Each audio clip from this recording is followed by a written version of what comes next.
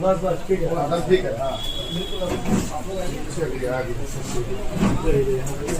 जो बात आई है पूरे अनुसंधान में, ये जैसे इस मामले में हम लोग देखें तो इसमें ये कोटा तक गए और कोटा से ही जो है इस तरह से ट्रेन में खोज रहे थे कि कोई अकेली महिला है, कोई ऐसा छोटा बच्चा हो।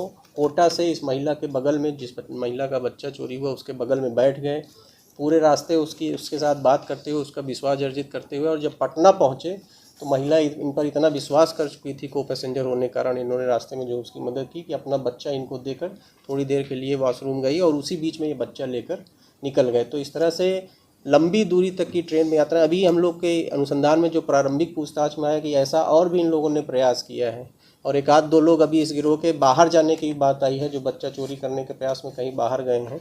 तो हम लोग उसको भी वेरीफाई करने का प्रयास कर रहे हैं कि जो प्रारंभिक पूछताछ में बातें आई उसमें कितनी सत्यता है।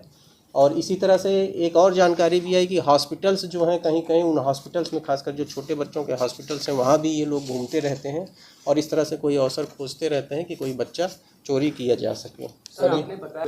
देखिए, ये अभी तो जो इस मामले में जो आया है, जो क्रेता हैं इस मामले में संजीत कुमार, जो एकंगरसराय के रहने वाले हैं, उन्होंने 2 लाख रुपए में बच्चा खरीदा था।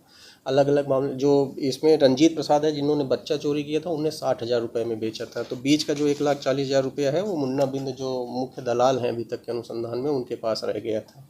तो इस तरह से अब हर मामले में किस राशि में बच्चा बेचा गया, इसको हम लोग अलग अलग मामले में ये भी हम लोग समझने का प्रयास कर रहे हैं। लेकिन अभी तक जो आया है कि इस मामले में, जैसे जो इस मामले में जो बात आई वो ये है कि जो बबीता देवी हैं, ये विष्णु जमादार हैं, इनकी बेटी हैं, और इनके माध्यम से ये जो संजीत कुमार है, इनके माध्यम से ये मुन्ना बिंद के संपर्क में आए थे, और उसके बाद उन्होंने जो है बच्चा बताया था कि किस तरह का बच्चा, तो उसके बाद इन लोगों ने ये बच्चा चोरी किया है। इस मामले में ये जानकारी आई। अन्य मामलों में कैसे हुआ है अभी हम लोग, क्योंकि समय हो गया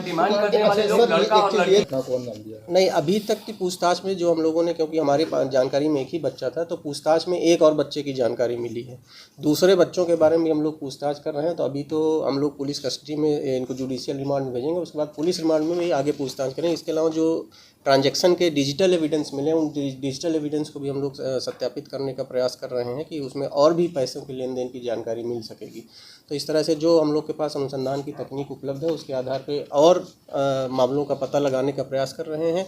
और पूर्व में भी पिछले 6-8 महीनों में इस तरह के जो बच्चे रेलवे स्टेशन के आसपास से या इस तरह कहीं से गायब हुए, उनकी भी जानकारी हम लोग इकट्ठा करेंगे। इसमें एसपी रेल साहब को भी इस बात के लिए निर्देशित किया गया है कि जो स्थानीय पुलिस है उनसे भी संपर्क कर लें, उनके यहाँ भी इस तरह के जो मामले अंकित हैं। तो एक समेकित जो दृष्टिकोण है उसके हिसाब से हम लोग अनुसंधान आगे करेंगे। इसमें ये अभी तक इसमें स्पष्ट नहीं हुआ है, लेकिन जो दोनों बच्चे बरामद हुए हैं, दोनों लड़के हैं। उसको बच्चा नहीं था पालने के लिए। हाँ, मतलब अभी तक तो यही बात आई है कि लोग जो जिनके बच्चे नहीं हैं वही खरीद रहे हैं। अभी ऐसा कोई और इसमें कोई एंगल नहीं आया है। उसको बच्चा नहीं था इसलिए उसने अपने लिए बच्चा खरीदा था। अभी तक के अनुसंधान में बात है। हमने बताया ना, जो जिसने बच्चा चोरी किया उसको 60,000 रुपये मिला, जिसने बच्चा खरीदा उसने 2 लाख रुपए दिए। तो इसका मतलब जो बीच में ये मुन्ना बिंद हैं जिन्होंने दलाल का काम किया, उन्होंने 1,40,000 रुपये इस मामले में रखा है। अलग अलग मामलों में ये राशि अलग अलग हो सकती है, लेकिन जब हम लोग इसको इन्वेस्टिगेशन पूरा कर लेंगे तब बताने की स्थिति में होंगे।